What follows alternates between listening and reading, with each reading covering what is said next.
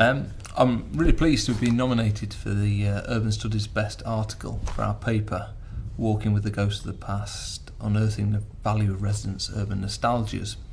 I co-authored the paper with Professor Peter Larkham, and I'm extremely pleased to hear that it was considered as one of the strongest papers of 2016.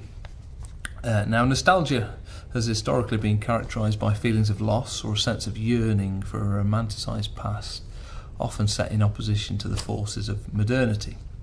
More recently, however, certain psychological accounts have demonstrated how nostalgia plays a crucial role in shaping people's identities across different cultures.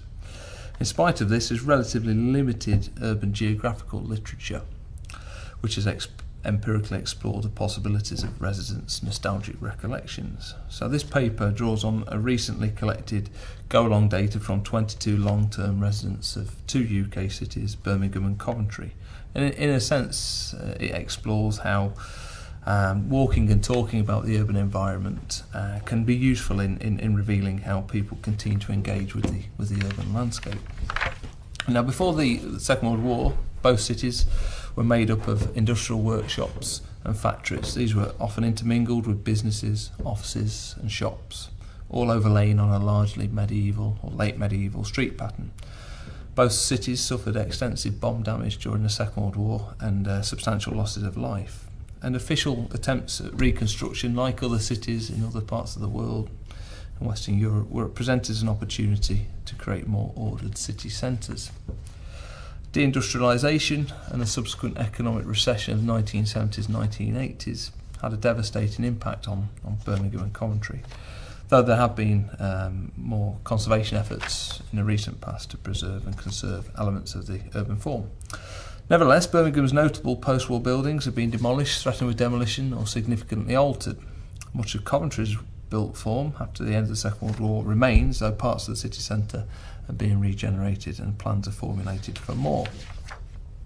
Sometimes nostalgic accounts are often used to demonstrate how they stand in opposition to official attempts to erase memory from the city through the modernisation and repackaging or redevelopment of urban landscape.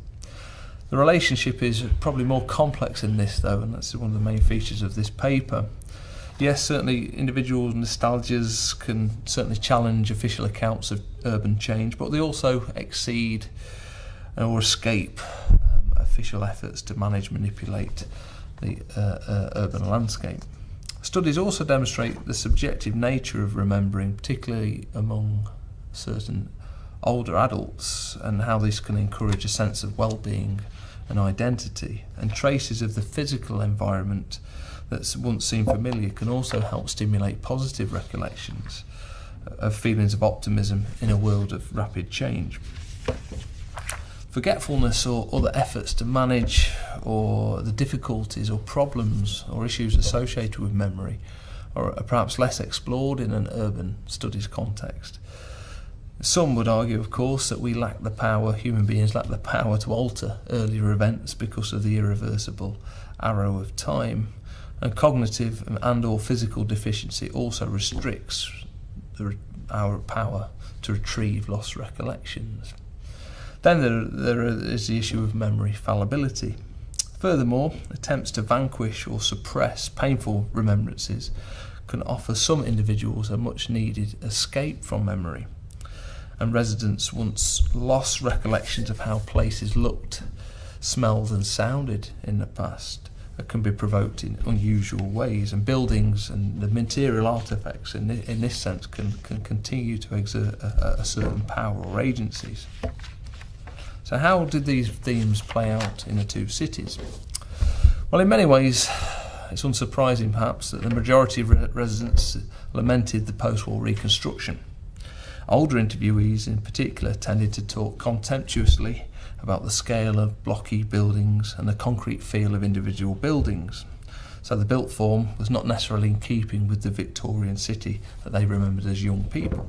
As Iris explained, the city used to be our playground in Birmingham. We used to meet the same people, go socialising, meet in particular areas of town, but then they decided to put these dreadful new modern buildings up after the war.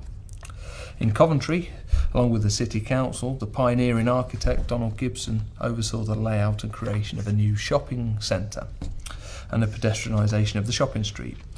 So for the bright new symbols of modernity, disparaging narratives came from those people who lamented, in this commentary's case, the practical difficulties in negotiating the upper and lower levels of the pedestrianised precincts. For the both cities, I suppose these views could represent an overly nostalgic look back at an imagined past, lost to the untrammelled forces of modernity. And in a way, this was utopic planning badly out of step with the rhythms of everyday life. In other ways, though, the go-alongs also presented an opportunity for people to reconnect with senses of optimism that they felt as the rebuilding unfurled in the 1960s. In this sense, younger respondents spoke very positively about their feelings of adventure, of working, living, socialising in new city centres. As one person put it, thinking back, for us the young ones, I guess it was really a new and exciting thing in the 1960s. So bringing the narratives of these residents lends some support to the argument emerging in the official accounts about how reconstruction was entirely justifiable because for both cities, because of the young resident population in Coventry and Birmingham during the first part of the 20th century. Of course, nostalgia may focus on self-defining moments of self-worth, and this could account for romantically inflected memories coming from some of the residents.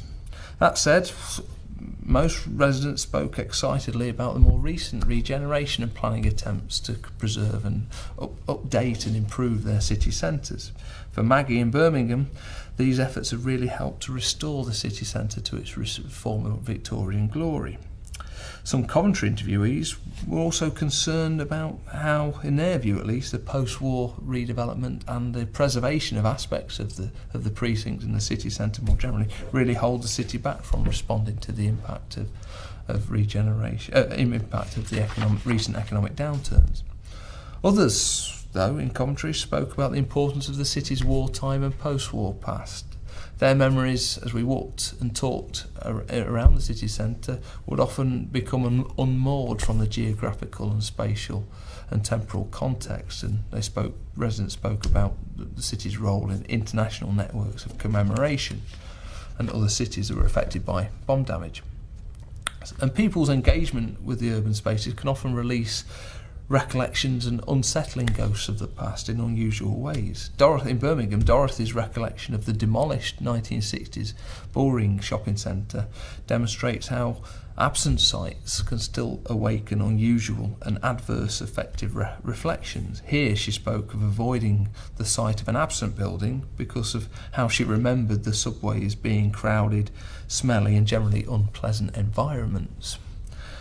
Hence, she continues to avoid places that may provoke the emergence of unsolicited negative memories. So, to sum up, I think there are clear academic and practice benefits coming from this study. So, walking and talking help reveal something about the contested nature of individuals' nostalgias. And in a way, residents were not necessarily anti-planning or anti-modernity as such. They were more concerned about the processes through which how to best manage redevelopment and regeneration, I think. This paper also reveals how multi-sensory nostalgic remembrances can continue to interrupt the current and potential future everyday experiencing. And clearly, I think there is scope here to extend this method to other groups beyond older residents who can remember the post-war landscape. Finally, and more broadly, I think this paper points to the importance of memory, in a way, and the way in which memory shapes and informs how humans act. Remembering in this sense can offer a sense of hopefulness for current and future generations tasked with addressing seemingly innumerable contemporary and future global concerns. Thank you very much.